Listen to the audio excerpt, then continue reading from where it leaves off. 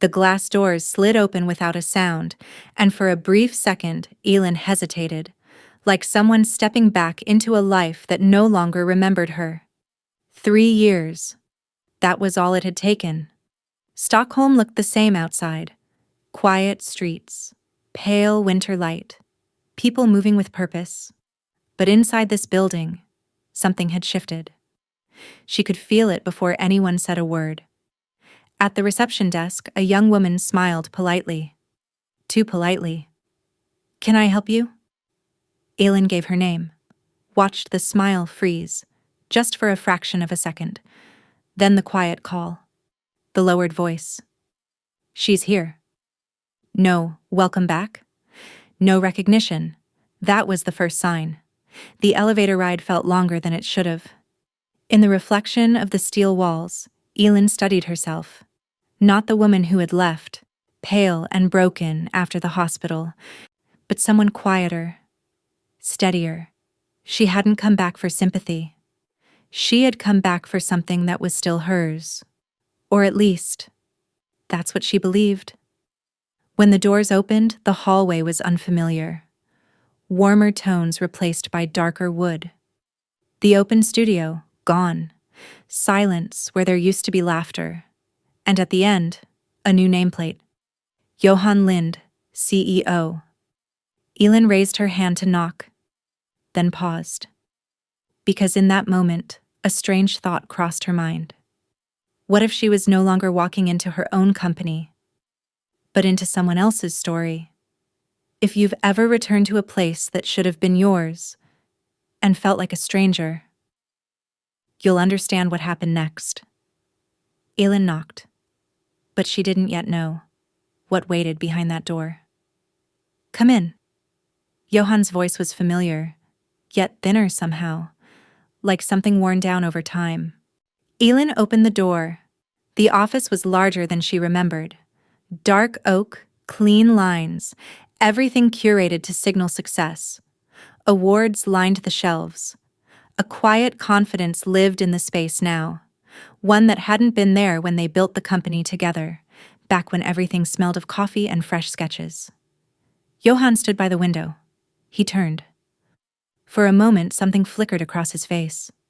Surprise, then calculation, then a smile. Polite, controlled. Elin. No embrace, just her name. He extended his hand. She noticed it immediately, that small, precise distance. Not husband and wife, not even partners. Something else. "I thought we agreed you'd take more time," he said, gesturing toward a chair across from his desk. "You've been through a lot." Elin sat down slowly. The leather felt cold through her coat. "I didn't come back for time," she replied. "I came back to work." A pause. Johan exhaled, as if preparing himself for a conversation he had already rehearsed. "The company isn't what it used to be," he said carefully. "We had to adapt. New structure, new direction. It's been necessary." Elin let her eyes move across the room again. The branding on the wall, the subtle shift in design language. It was still hers, in fragments, but something had been rewritten. "And my role?" she asked. Johan hesitated, just long enough. "We don't really have that position anymore." The words landed quietly, too quietly. Instead, he mentioned a name. Maja Nystrom. She's been leading the creative work. Very talented. Fresh perspective. Elin nodded once, calm on the surface, but something inside her tightened. A replacement doesn't appear overnight. It grows in absence. "And where do I sit?" she asked. Johan gave a small, almost apologetic smile. "For now, we've arranged a temporary desk, in trend analysis. Just until we figure things out." Trend analysis. Entry level. Elin stood up before he finished speaking. "Of course," she said softly. As she turned to leave, her hand brushed the edge of the desk. The same company they had once built on a kitchen table, now something colder, sharper. In the hallway, a few employees glanced at her, then quickly looked away.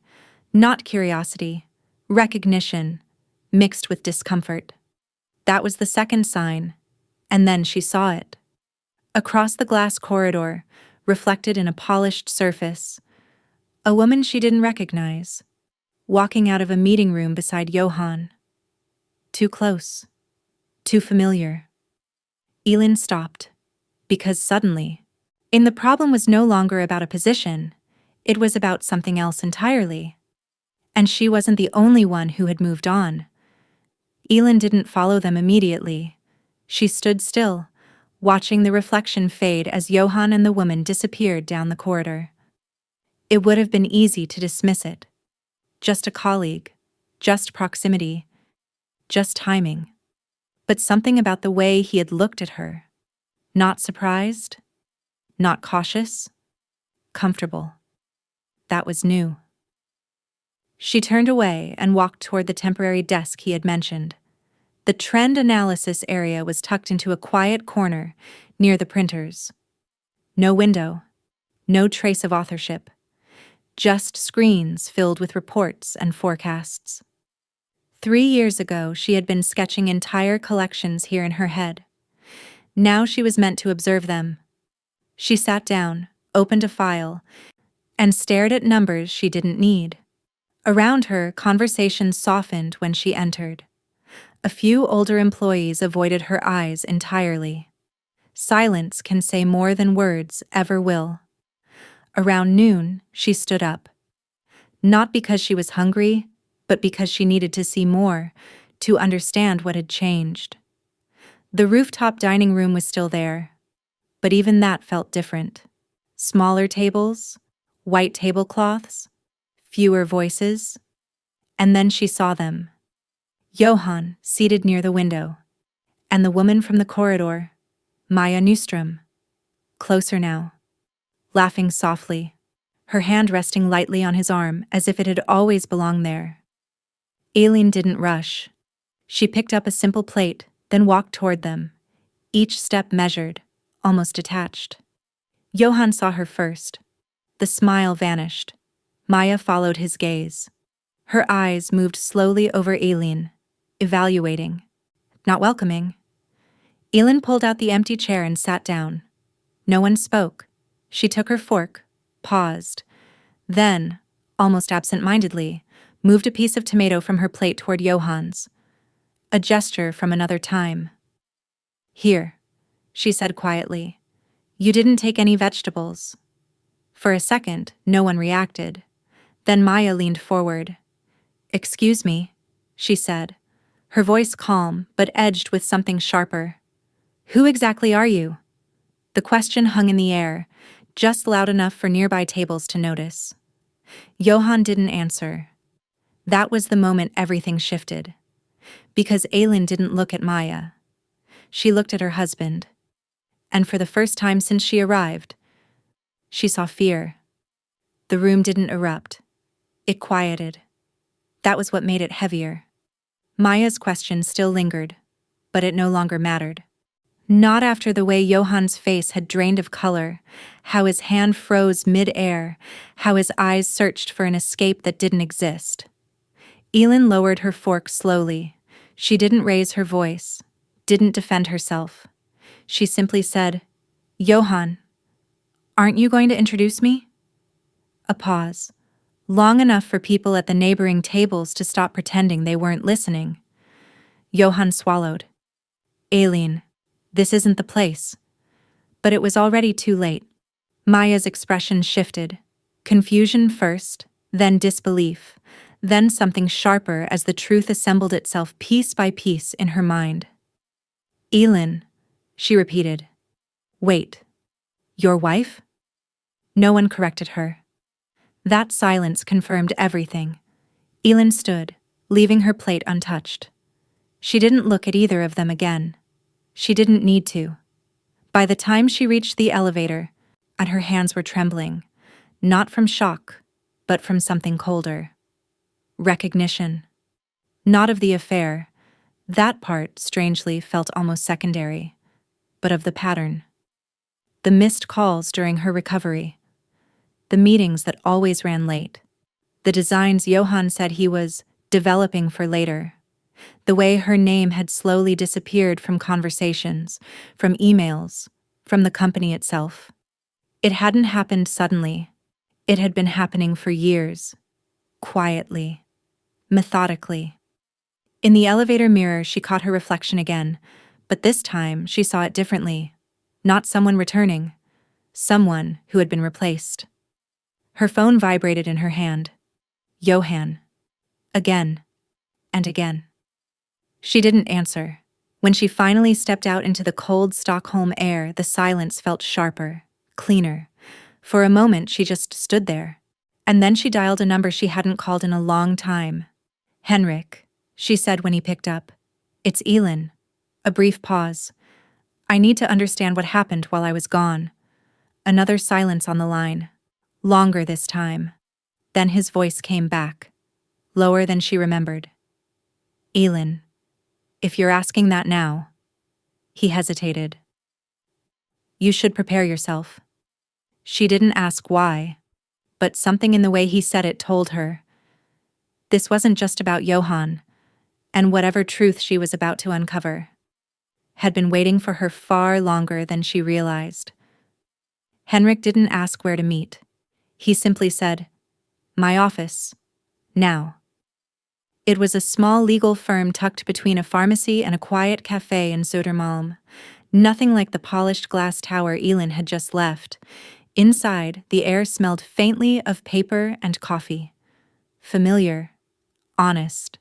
Henrik looked older. More tired. But when he saw her, something in his expression tightened. Not with surprise, but with concern. "You shouldn't have come back without calling me first," he said. Elin didn't sit. "I didn't know I needed a lawyer to walk into my own company." Henrik held her gaze for a moment, then gestured to the chair. "You're not walking into your company," he said quietly. That was the first crack. Elin sat down slowly. "What does that mean?" Henrik opened a folder. Thick. Organized. Prepared. "I tried to reach you 2 years ago," he continued. "But Johan told me you weren't in a condition to deal with legal matters." Elin felt something tighten in her chest. "He handled everything, while I was sick." Henrik nodded once.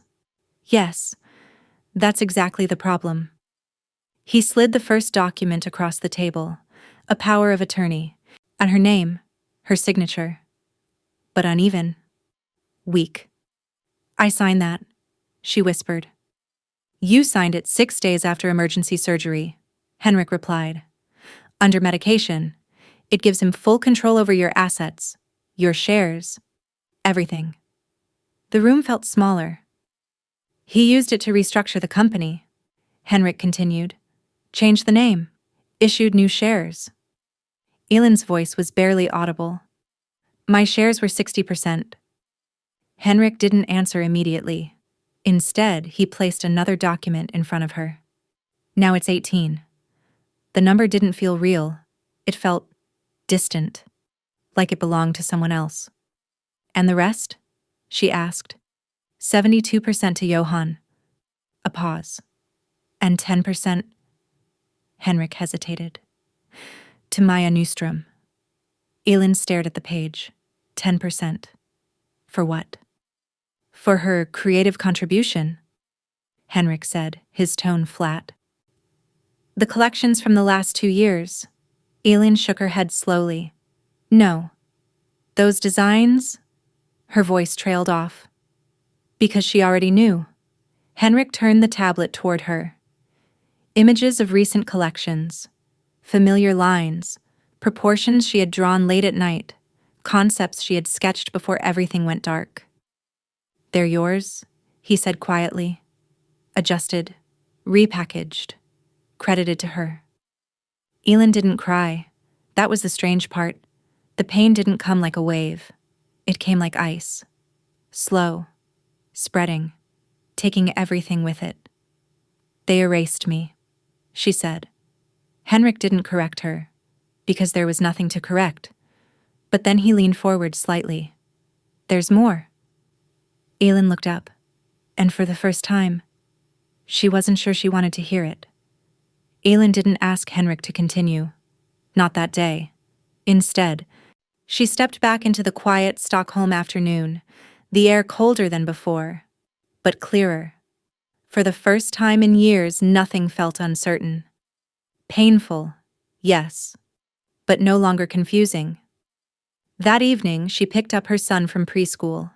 He ran into her arms, warm and unaware, speaking about small things that still mattered. Snow, a drawing, a broken toy. Aylin listened. Really listened, because she understood now what had been taken from her, and what had not. In the weeks that followed, she didn't rush. She read every document, spoke to people who had once stood beside her. Piece by piece, she rebuilt not the company, but her understanding of it. And of herself. Johan called. She didn't answer. He wrote. She didn't reply. There was nothing left to explain. One morning, standing by the window of a small new studio space, not impressive, not finished, Aylin placed her old sketches on the table. The originals. Still intact. Still hers. For the first time, she didn't feel like she was returning. She was beginning again. There is a quiet truth many people only learn after loss. Not everything that is taken from you is truly lost. Sometimes what disappears is not your work, your value, or your identity, but the illusion that someone else was protecting them for you. Trust, especially in close relationships, can feel like safety. But when it replaces awareness, it becomes vulnerability. Aylin didn't lose her company in a single moment. She lost it slowly, through trust given without boundaries, through silence when questions should have been asked, through believing that love alone was enough to keep things fair. But what she rebuilt was different. Stronger. Because this time, it was built with clarity. For those who have lived long enough to see both loyalty and betrayal, the lesson is not to trust less, but to see more clearly. To remain present in your own life, even when it's difficult. And to remember, what you create with honesty and effort can be taken from you for a while, but it can never truly belong to someone who didn't build it.